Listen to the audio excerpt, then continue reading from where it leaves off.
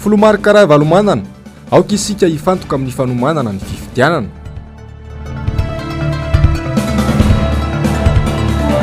Orinasa Jirama ity fitondrana ity no namodika azy.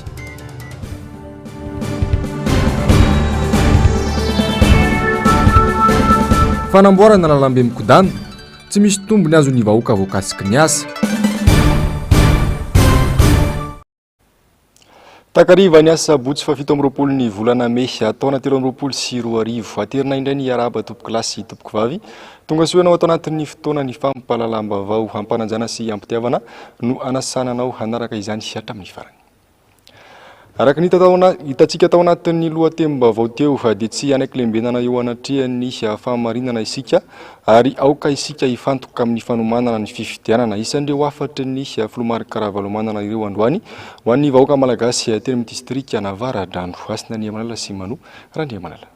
Miantso ny malagasy tsy ankanavaka mba hibanjana sy hiomana amin'ny fanomanana fifidianana ny filoha nasionaly ny Antoko Tim Marc Ravalomanana nivohitra nandritra ny fianamben'ny mpikatroka Tim tao anatin'ny distrika Navaradrano androany izay afatry ny filoha Marc Ravalomanana izay. Ako ihany koa isika hiomana tsara amin'ny fotoam-pifidianana amin'ny zavatra tsy ampoizina satria dia isan'andro isaky ny adiny iray isan'ora isa minitra dia miketriketrika zavatra ratsy zareo manana fisainana ratsy dia mamely tapoka izy ny miady any an-trano any voaka malagasy ny fadiranovana dia miteniteny fotsiny tsy mamenatra azy akory mivadika mitenitenenina ary ao mahatsara ary ny zavatra rehetra hitanareo manodidina laha zao aty arovy tsara ary izay fisaina antsika izay hoe mba teny hijoro marina ny fahamarinana antsika mandala ny rariny sy ny fahamarinana isika arovy tsara ny safitsika mandritry ny andro izay anaovana ny fifidianana fa ratsy tsy kely lalana mihitsy amafisiko an-trano fa tsy maintsy mailo isika ary samy mandray andraikitra na dia eo ara rehefa ampitahorana fandrahonana intimidation na menace zay mitranga amintsika vahoaka ndray iny isika vahoaka leo ny fampijaliana sy ny fampahoriana ary vahoaka samy zay hijoro hianatra amin'ny farany ho antsika vahoaka malagasy marina fa ao anatin'ny fahasairanana lalina isika mianakavy kanefa tsy rovo tsara fa misy foana vaholana rehefa tena matoky président mino fotsiny ihany matoky za matoky nareo matoky fampatokytsika tsy zavatra tsy vita zay fampatokisana zay dia eo tsika miaraka tsara ny fampatokisana. Iaraha malala ny fasarana ny vahoaka malagasy ankehitriny ho hiatrany ity filoha nasionaly ny Antoko Tim ity. Tsy ho vitany Antoko Tim samirery ny fanarenana ny firenena ka niantso ho amin'ny famondronan-kery ho amin'ny antoko politika sy vondronona tsy ankanavaka ihany koa ny filoha Ravalomanana. Hoe manomboko zao zany dia tandonga reo antoko politika reo vondronolona na fikambanana maro samihafa mba hiaraka amintsika ampafantara azy tsara ny fahoriana mahazo voaka fa tena leo ny voaka malagasy rehetra amin'izao fotoana izao fa rehefa azavaina aminy dia tenenina aminy dia vonintsika indray azy dia okotsika mba ahay hiasa hiaraka amin'izy ireo fa tsy ho vitantsika tiako Madagasikara irery ny fanarenana sy famanaolana tsy maintsy hiaraka amintsika izy ireny izay lazaika amin'ireo hoe tsy maintsy entanina daholo reo antoko politika vondron'olona maro samihafa ny fikambanana reo société civile fiarahamonimpirenena eny fa ireo amin'ny efefoka amindreo ary ho azavaitsika azy tsara le izy le teny teo zao milaza mihitsy hoe matahotra an'Andriamanitra asa mifanahy daholo izany ary rehefa mifanahy no sena baiko dia manam-pahendrena mpitondro ary rehefa mifanahy no ataontsika lola arana milamina ny zavatra rehetra. Samy nahitana solotena avokoa ireo komuna 20 mandrafitra ny distrika Navaradrano androany. Tazana tena nitoerana ihany koa ireo mbo fidy lany tany anaran'ny Antoko Tim atao anatin'ity distrika ity niaraka tamin'ireo solombavambahoaka lany tamin'ny anaran'ny Antoko Tim ary ireo mpikatroka tiako Madagasikara rehetra. Tsy ho zaka intsony raha mbola izao fitondrana izao ihany no tafaverina hitondra ny Madagasikara fanotelony ho ny sekretera jeneraly ny Antoko Tiako Madagasikara. Ireo zava-dratsy rehetra tsy mbola nisy tao anatin'ny 10 taona mantsy dia hita tamin'izao fitondrana izao avokoa. Asin'Andriamanala sy Mano Randriamanala. Vaovao tsara ho an'ny vahoaka malagasy ny maheno fa efa bolana sisa dia hiala eo amin'ny fitondrana Iany Rajoelina satria izao fitondrana izao irery ihany na vita nampiditra an-tranomaizina ny vahoaka malagasy tamin'ny alalan'ny fatapahan-jiro lava reny tsy mety nahitam-baolana hoy ny sekretera jeneraly ny Antoko-Tiko i Madagasikara.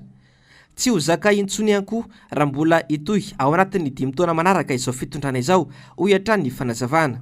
Fa tena leo ary tena makaleo ny zavatra misy amin'izao satria tsy mandeha araka ny tokony ho izy intsony, tsy zavatra azo ainy izao fitondrana izao afa-tsy ny mampiditra ny olona ao anaty tranomaizina na ny fiangonana izay tokony ho hitondra fanazavana ankehitriny mivadika tranomaizina satria ny antony tapaka foana ny jiro isan'andro, tapaka foana ny jiro ary miaina ao anaty tranomaizina ny olona. Tsisy tsy tian'ny olona no miditra ao anatin'izany tranomaizina izany kanefa zany ny hainy mpitondra ankehitriny noho ny tsy fahaizana mitantana. Ary raha mba miteny ianao amin'izany hoe tsy zakanay ty tranomaizina ity, ampidirina any anaty tena tranomaizina ianao satria ny miaramila ny makanao noho izany dia izao mbola ho ekentsika ve no hitohizany izany ao anatin'ny 5 taona manaraka indray. Misaotra an'Andriamanitra isika mbola velonainy ary misaotra an'Andriamanitra isika fa efa bolana sisy rano arabe indrindra fa tsy maintsy handray ny fepetra rehetra isika amin'ny fifidianana ho avy eo.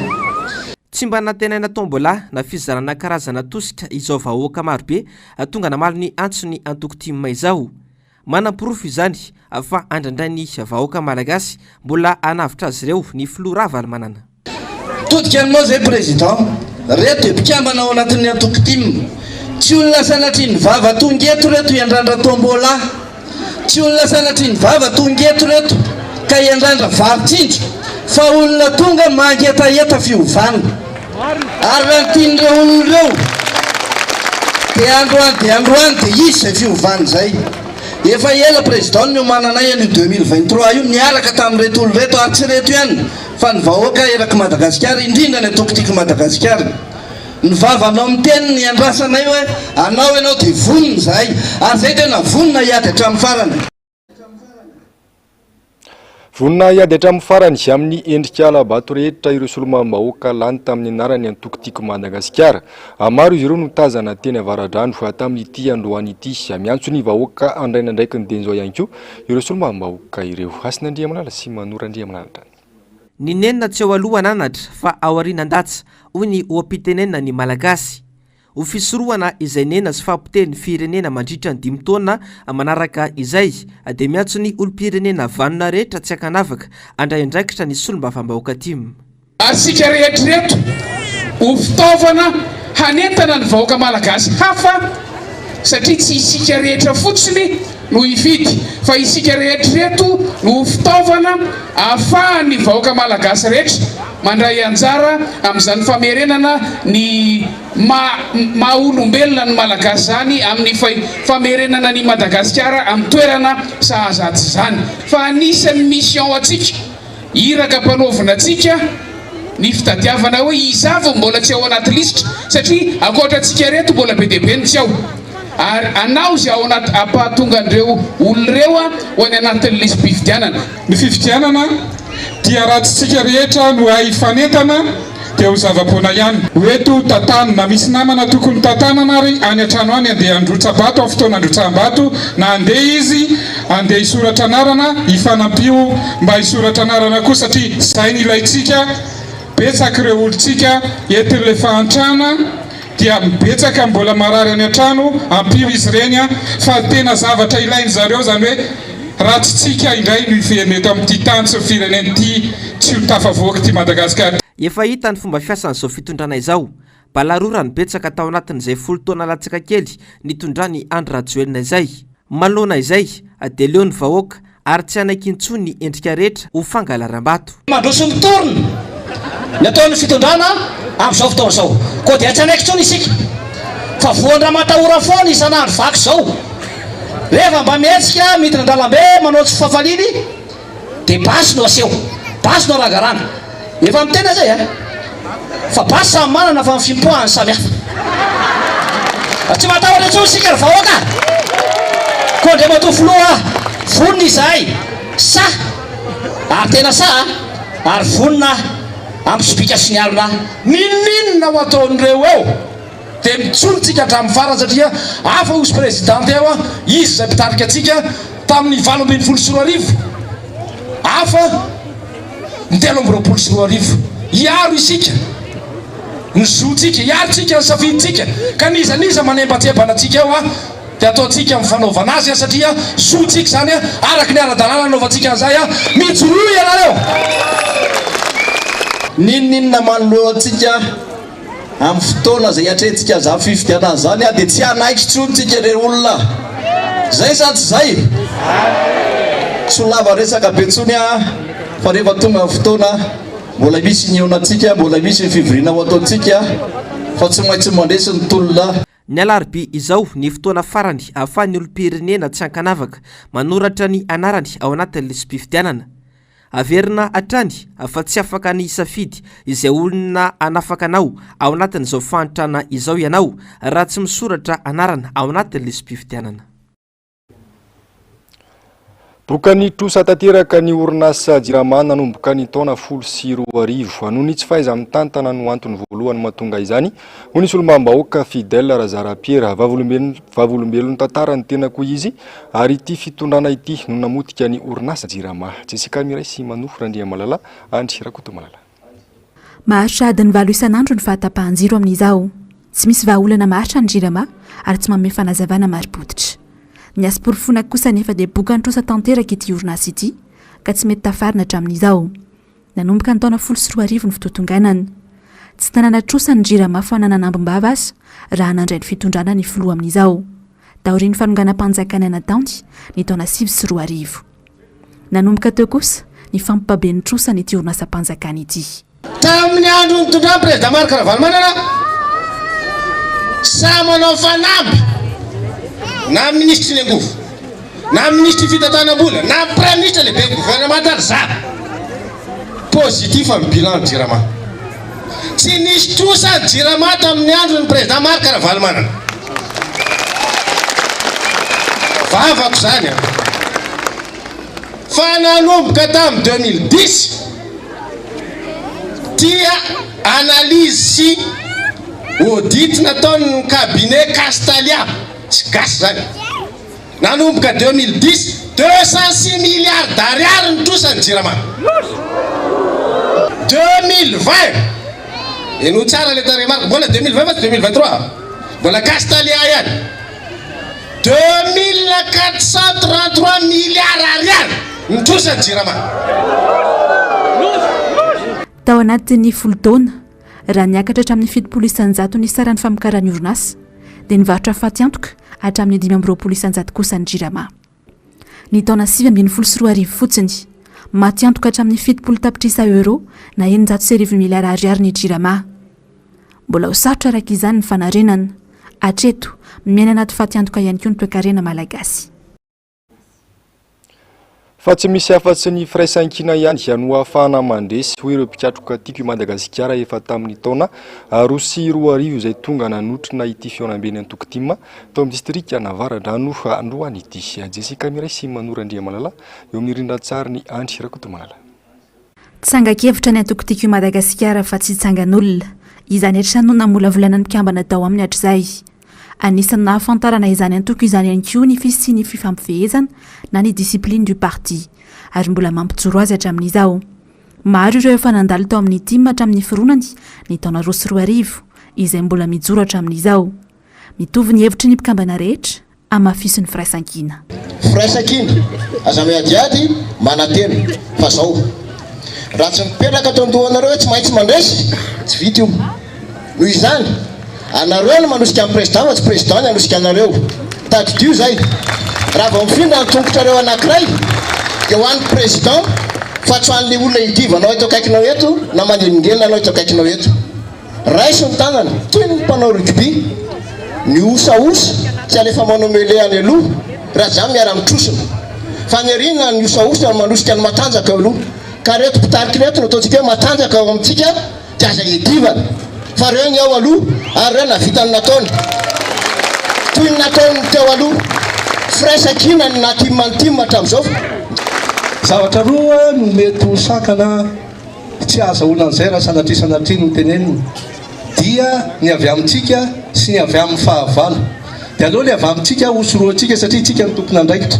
mba tsy ho disa tokotena loatra tsika aleo tsika diso mailo tsy ambikinalina ity président aleo mihoatra toy izay tsy ampy ka ny afatra ho antsika mpitolona rehetrarehetra akaraka nyfiteny teo dia hoe i président no atosikotsika fa tsy président no anosika atsika fa ny firaisankina tamin'izany a tena firaisankina ary mafy dia mafy tamin'izany a fa nandresitsika tamin'izany zao président ireo zahay a nijoro eto zay a tonga eto zay a anome tanana zay a ary anao zay tena force anera manontolo zay a ampandresena anao raha tiaka fitondranoraitsika raha tianavitra Madagasikara tsika raha tianavitra Malagasitsika dia ny firaisantsika ina ihany no antery azahoantsika zany zavatra zany président rehetra zay marina fa somary efa antsantra ihany zay ty satria efa tamin'ny 2002 no nanao le tolona fa zao manome toky anao zay fa anao zay fara zay herinay zay mbola mijoro ary mbola matanjaka ny atokotsika i Madagasikara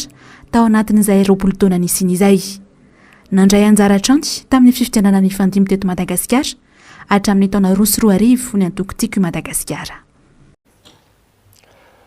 Fanandalo tao amin'ny tsena ny sabotsina mena ny filohan'ny antokotima Marc Ravalomanana nandroany sy ataka ny mahazatra dia miantso vonjy amin'ny olom-pirenena apotika tanteraka ny firenena fa vonjeo izay dada hoy izy ireo Jessica Miray sy Manorandria Malala narindra ny Andry Rakotomalala. Tsena ny sabotsina mena ny rotra ndresaka tamin'ny filompanorona antima ny olona vao nahita azy mitaraina miantso vonjy mahandro izahay dada fa mivereny ianao. Ary miakatra ohatsinna ny kapoaka netana tsy lafo noho izay mila nao leo vahoaka leo miplace isanandro roana foana isanandro miandry anao zay dada ary tsy miova tsy mivalivaly tsy mivadikevitra hatramin'ny farany miady ho anao zay eto sabotsy tsy miala hatramin'ny farany fa tanoranay laninay taminao anohananay mandrapahafaty ianao hatramin'ny farany ianao hatramin'ny farany miandry anao zay eto sabotsy. Raika amin'ny valopolo-isanjato amin'ny malagasy amin'izao no miaina anaty fahantrana lalina araka ny tatitry ny banky iray isam-pirenena ny taona 2024. Miakatra hatrany ity salan'isy ity satria ny taona 724 telo amby 70% amin'ny malagasy no miaina tahaka izany.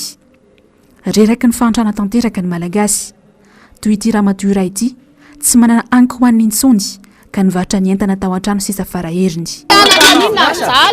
Tsisy aso mijaly majinika jaly mikizy kely tanora rehetra mijaly tanao an-trano zao reny amidy reny tsisy vola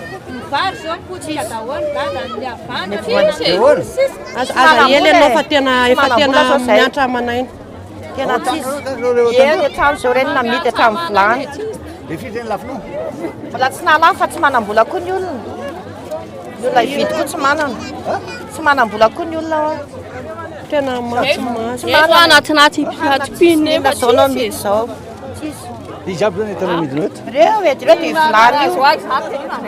vilany mbola hitombo io salan'isy io raha mitony tsy fahaiza mitantana atraiza sy mandra-pahaviana no aneketsika izay tsy fahaiza mitantana izay.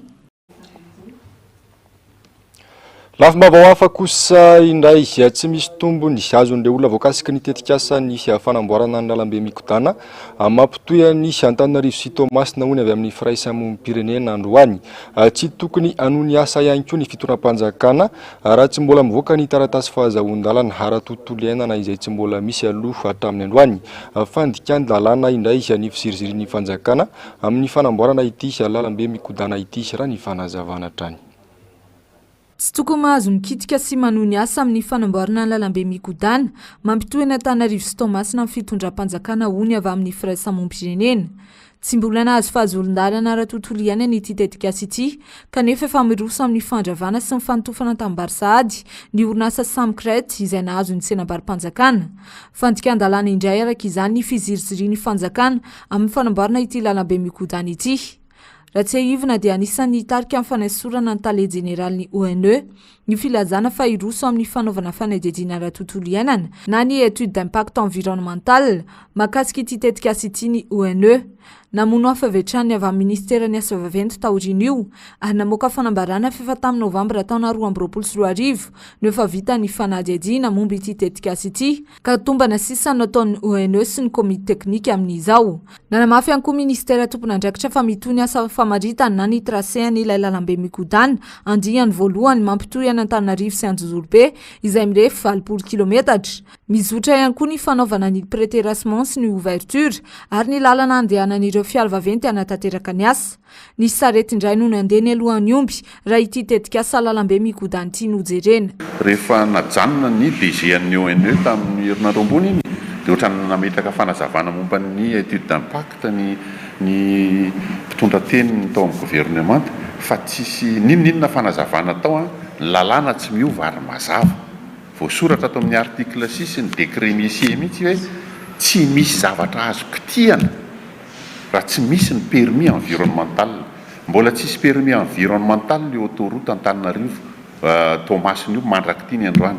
Efa ny fandravana nefa efa be da be no mandeha ary tsisy andino manokana ankoatran'ny hoe étude d'impact environnemental ny évaluation environnementale fa tsisy n'izany hoe conformité na engagement environnemental zany fa voambolana ampiasaina fotsiny zany mba hoe amilivilinan'le izy fa tsy nanara-dalàna le izy raha ny tena marina. Notsindriny firaisamoam-pirenena fa tsy misy tombony azon'ireo olona voakasiky ny tetikasa lohatreto ary tsy azo antoka ihany koa ny fiarovana anzon'izy ireo. Ity misy zavatra anankiray tianao tanterahana ny fomba fijerina an'io tsy manaraka ny lalàna io ary mbola tsy azo antoka fa hitondra tombotsoa marina sy ka tsy amery ny tombotsoan'le olona voakasika mivantana n'ilay fanatanterahana an'le tetikasa le izy. Dia zay mieritreritra foana hoe tompona andrakim-panjakana zany na tetikasa viaizy io na tetikasa viaizy indrindra moa tetikasa ny filoham-pirenena tokony manaraka ny fenitra ara-dalàna. Iza moa no anaraka ny lalàna raha tsy ny fitsika mpitondra raha itsika mpitarika no mampianatra ny olona tena anaraka ny ara-dalàna na inona tetikasa apetrakitsika zany ao anatin'le fomba fanatanterahana n'ilay andraikitra. Fa ny olana dia tsy azo antoka ny fiarovana ny zon'ireo mponina zay mety voatohitohina amin'ilay tetikasa anankiray. Raha raisitsika fotsiny hoe azo refesina hoe 4 hektara ohatra ny tanimbary na ny tany iveloman'le olona zay voakitika amin'ny alalan'ity tetikasa ity, inona no antoka ilazany eto ampelantanantsika fa ho voahonitra farafahakely ny mitovy amin'le fiainan'izao ny fiainan'ireo olona reo rehefa ao anatin'le fahavoazana. Tsy misy hatreto antoka iarovana n'izany zonimponina zany. Mirefy 20 kilometatra ity lalambe mikodana ka sainy fitondram-panjakana atao ao anatin'ny 4 taona ity ka manodidina ny 4,700 tapitrisa $, ny teti-bola nanamboarana azy. Manomboka ny 3 Mey ka hatramin'ny 14 Jona ho avy izao ny anaovana mifakakevitra ho an'ireo mponina eny fotony izay ataon'ny ONE mahakasika ity fanamboarana lalambe mikodana ity. Iverenantsika ny vaovaon'ny fifidianana ny farana androany ny hetsika fanentanana ny olom-pirenena anoratra ny anarany ao anatin'ny lisy mpifidianana izay fanaon'ny Komtima talata maty fokotany 4 no namaranana ny fanentanana dia ny fokotany Amboropotsy Tanjondava Kadivory ary Faralaza hitanandritra izay nanaovana ny fanentanana izay fa mbola maro ny olona tsy nanoratra ny anarany ao anatin'ny lisy mpifidianana. Onjana lalàna Ranaivomanana sy Mateo Prince. Samy nanaovana fanentanana ny olom-pirenena anoratra sy namarina ny anarany anaty lisy mpifidianana ireo fokotany 12 mandrafitra ny komina talata maty. Volana maromaro no nanaovan'ireo Komtima fanentanana teny fotony ny mahazava-dehibe ny fisoratana anarana anaty lisy mpifidianana. Anisan'ny manana andraikitra amin'izany fanentanana izany ny antoko politika antony nanaovana izao hetsika izao. Androany no nanatanterahana faradoboka tamin'ity fanentanana ny olona teny amin'ny komina talata maty ity. Fokotany 4 nanaovana fanentanana androany, anisan'izany ny fokotany Amboropotsy sy ny fokotany Faralaza. Manao fanentanana izay tanora tiako Madagasikara eto anivon'ny komina talata maty ary androany marana nay anazy. Nandritra an'izay volana maromaro izay dia tsy nitsaritry ny asa izahay ary indrindra dia nanentana ny olom-pirenena izay feno taona rehetra sa misoratra anarana ao anatin'ny lisy mpifidianana. Fokotany anaky 4 moa zany tetezinay androany dia tsy izany fa ny Amboropotsy, ny Tanjondava, ny Faralaza ary ny Kadivory. Etona dia manentana atsika tanora rehetra izahay mba samy misy soratra anarana anaty lisam-pifidianana tsy hoe ny tanora tiam irery ihany no mitondra ny anjara birikiny eo anivon'ny fanentanana toy izao fa isika tanora rehetra dia samy tompona ndraiky satria isika no avy ny firenena. Maro ny zavatra hita nandritra fotoana nanaovana ny fanentanana izay orem-pikatroka atim. Mbola maro ireo olona tsy nanoratra ny anarana ny anaty lisam-pifidianana na tsy mbola nanamarina izany akory teny anivon'ny fokontany. Raha nytety andro navoaka ny Siony dia ndraiky amin'ny 30 Mey ho avy izao ny farana ny daty ahafahana manoratra ny anarana ny anivon'ny fokontany ary raha ny vaovao farany nolazainy ny filohan'ny CENI dia amin'ny 10 Jona izao indray vao teny farana ny fandraisana anarana eny anivon'ny fokontany.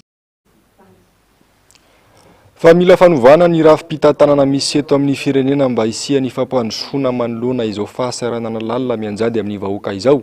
Mony avy amin'ny antoko Union des Républicains ny UDR androany ary nampahafantarina androany ny fijoroan'ity antoko politika ity teny amin'ny distrika Antananarivo Atsimondrano. Onjalalaina Raneva Manana sy Mathieu Prince. Mijoro amin'ny fomba ofisialy manomboka androany ny antoko politika Union des Républicains na ny UDR distrika Antananarivo Atsimondrano. Efa ahitana mpikambana mandrafitra ity antoko politika ity avokoa ny faritra 12 manerana ny nosy. Foto-kevitra hijoroany firaisankina ho an'ny tanindrazana. Manoloana ny zava-misy ankehitriny dia mitaky ny fanovana rafitra vaovao mahomby sy hitondra ny firenena any amin'ny fampandrosoana ny antoko UDR. Mijoro ny antoko politika Union des Républicains na UDR eto amin'ny distrika Antananarivo Atsimondrano faritra Analamanga.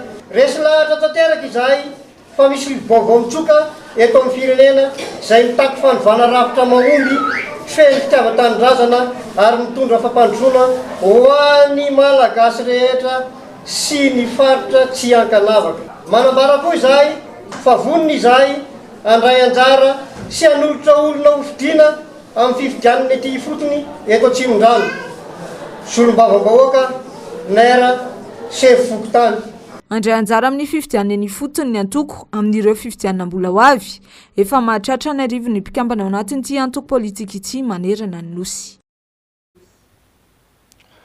Famenjandro ny tady eo amin'ny ben'ny tanàna ny commune Ambanivohitra Ambohidrapeto sy ny ekipa ny solomam-bahoaka IRD alany teny Atsimondrano manoloana ny fampiasana ny kianja filalaovana baolina kitra eny Antsahamasina. Kianja izay arahan'ny commune sy ny PP any toerana mitantana kanefa anaovan'ny ekipa ny solomam-bahoaka Amboletra ny fampiasana azy. Onjalalaina Raneva Manana sy Mathieu Prince. Anaovan'ny ekipa ny solomam-bahoaka IRD voafidy teny Atsimondrano ho Amboletra ny fampiasana ny kianja filalaovana baolina kitra eny Antsahamasina Ambohidrapeto. Efa misy atsikara-panatanjahantena tournoi du maire karakarain'ny commune Ambanivohitra Ambohidrapeto eto amin'ity kianja ity mandritry ny iray volana ary amin'ny 24 volana Jona ho avy izao ny anaovana ny lalao famaranana. Namorona hetsika fa izay nataony mifanindry daty amin'ireo fotoana anaovana ny tournoi du maire ihany koa nefa ny ekipan'ilay solomam-bahoaka IRD. Efa nisy ny fanapahana communal napetraka izay mamaritra ny fampiasan'ny commune Madidio ny kianja mandritry ny iray volana ao anatin'ny iray taona nefa izao anaovan'ny solomam-bahoaka IRD Amboletra izao indray. Ny kianja raha teo iarahan'ny commune sy ny EPP mitantana. Ny 970 ara amin'ilay kianja dia tanin'ny EPP ary ny 770 ara kosa ny an'ny commune. Tao anatin'izay fotoana rehetra izay dia efa nisy ny fifanarahana teo anivon'ny sekoly sy ny ben'ny tanàna izay nitantana ny commune teo aloha.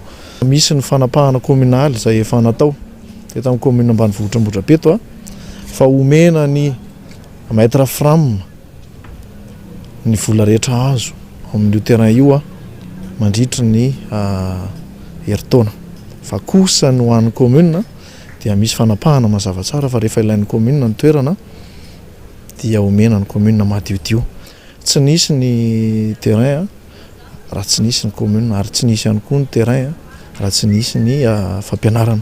Fa ny terrain tompoko dia an'ny commune sy an'ny fampianarana mazava tsara angambany manana juridique izahay ianareo ihany koa mino izay fa manana ary raha malala fa na ny fanamboarana ny terrain io aza dia mbola ny commune no naka ny bulldozer tamin'ny fitondran'ny filoha Marc Ravalomanana nanamboarana ny terrain sy ny lalana rehetra io.